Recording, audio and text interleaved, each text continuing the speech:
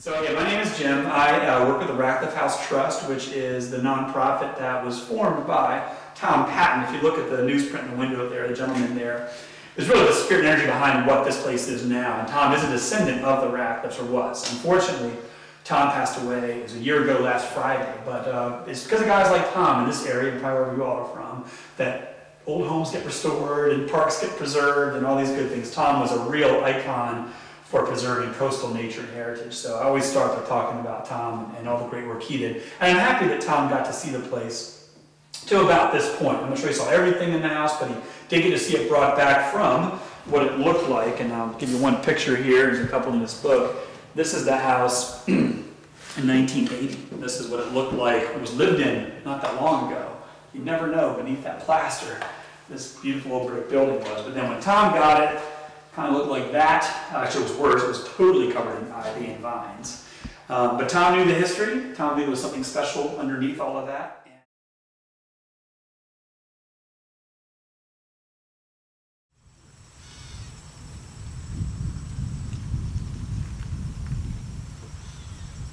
Of course, you can tell now the exterior of the house and the spring house there. I guess that I understand that they punished slaves and chained them to that spring house that we're looking at now.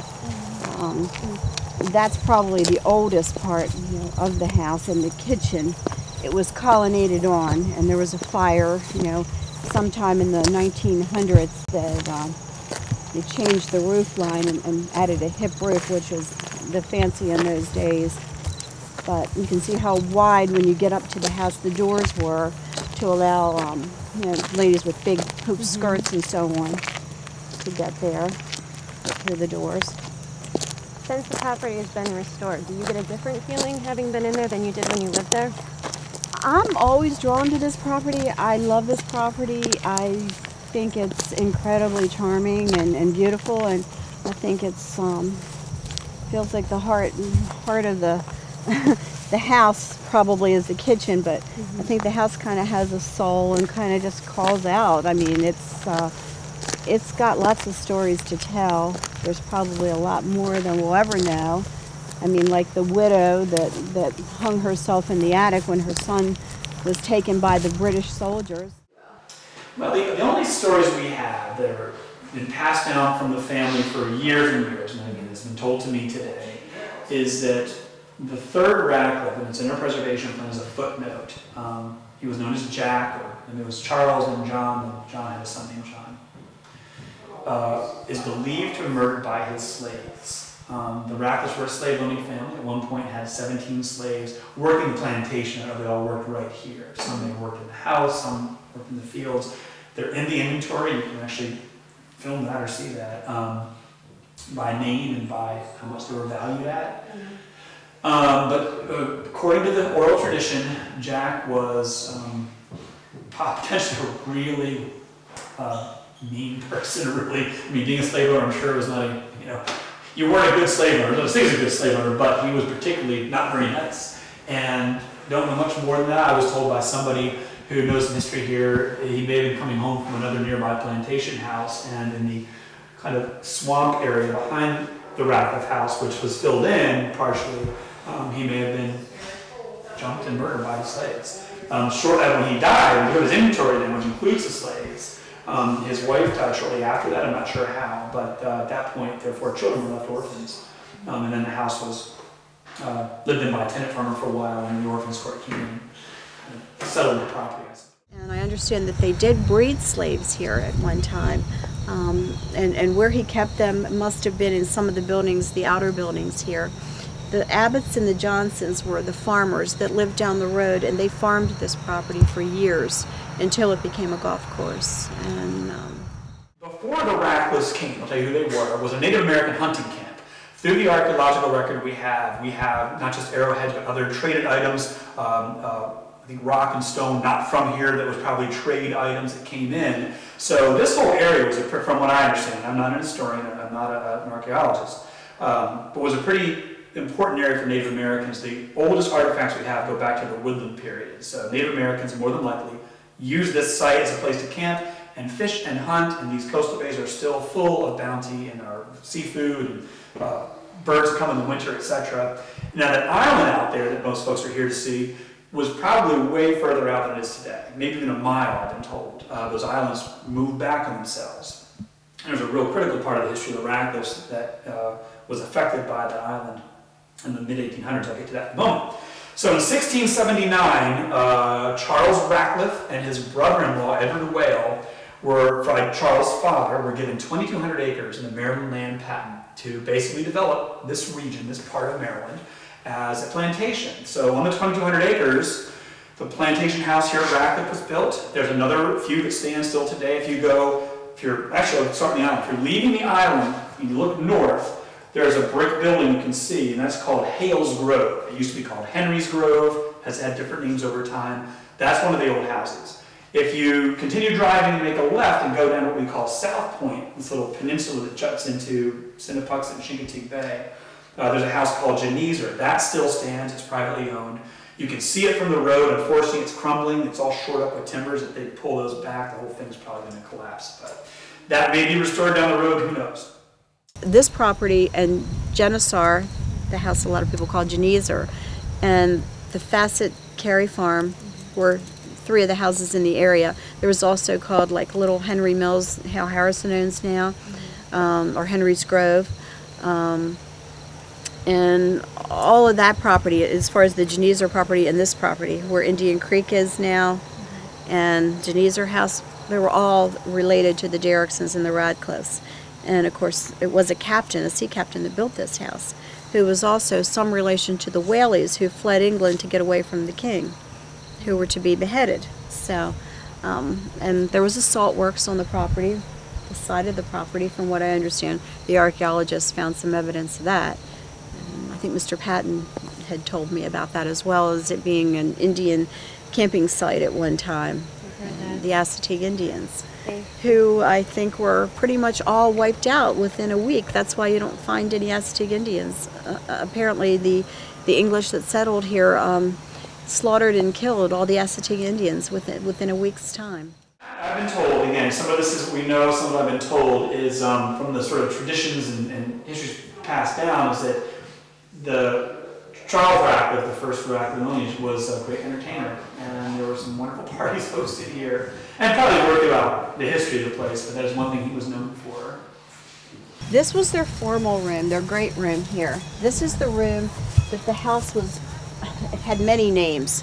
Sandy Point dancing floor, springing floor. The floor actually gave when you danced on it or walked on it, and they had a lot of balls here.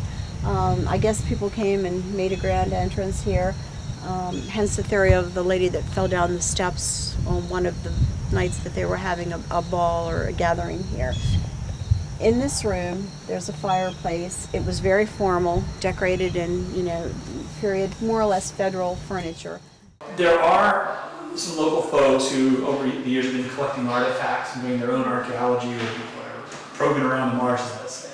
And there are some cannonballs that have been pulled out of this area. Now, there's none that we know of that were actually hit the house or even were directed at the house. I've heard stories before of, down around the end of South Point, there's some stone kind of little impoundments that may have been small batteries preparing for. I don't think there are any, again, that I know, I'm not the right guy to talk about that history, but maybe preparing for some skirmishes. But what I've been told is that during the Revolutionary War and the War of 1812, the British ships did kind of cruise by and maybe fire the cannon a couple times, sort of, as it was said to me, just to let their presence be known.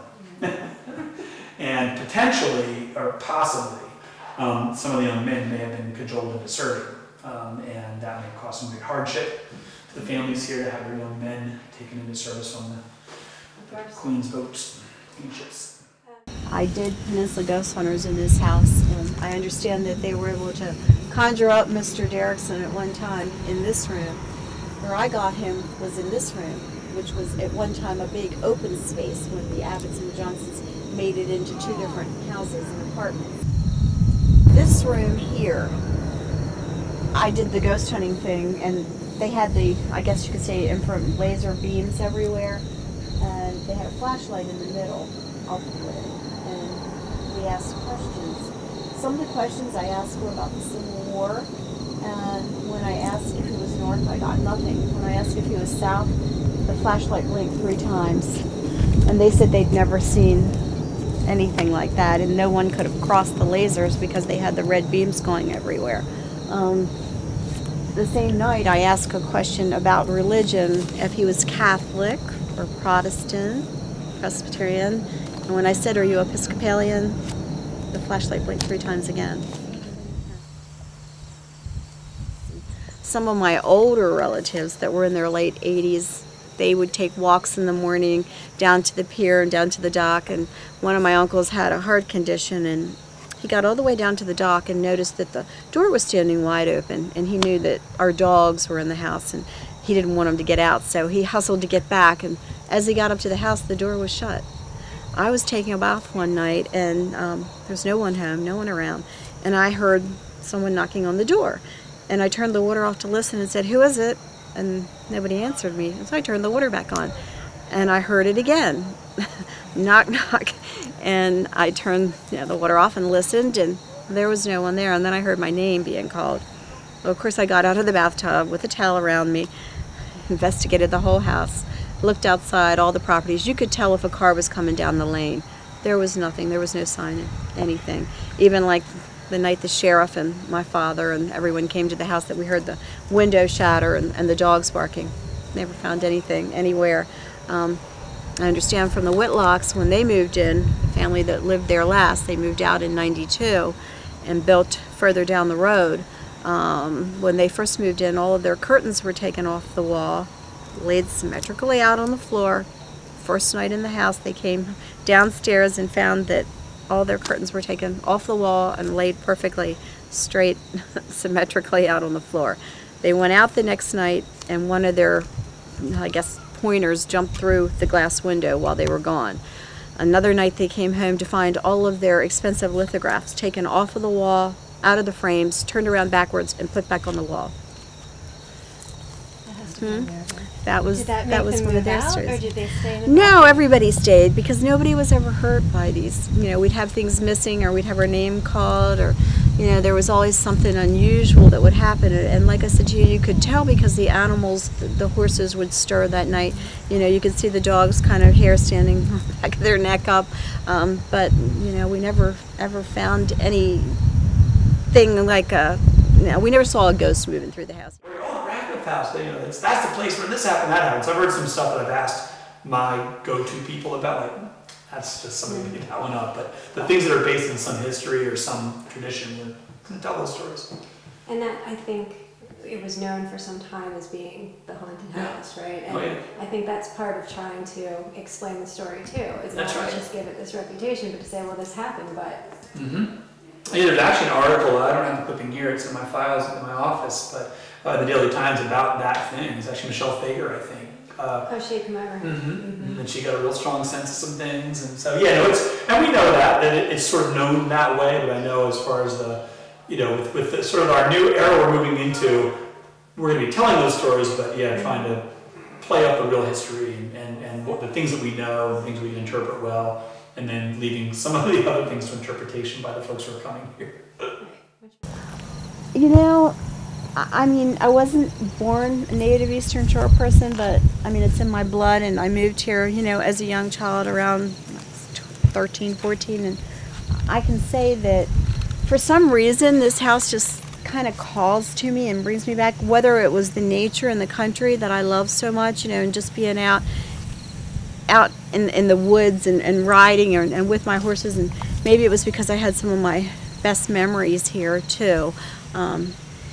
But I do think that people should discover their heritage and do some research on where they're from and where they grew up, and also this is one of their forefathers. If they're an Eastern Shore person, this is where they started, right here, and right from England, and so I think everybody should take the opportunity to try to come out here and visit this museum when it does open, and learn more about the history and some of the other properties that are now boarded up and hopefully due to be restored, like the Genesar House and South Point and some of the other places.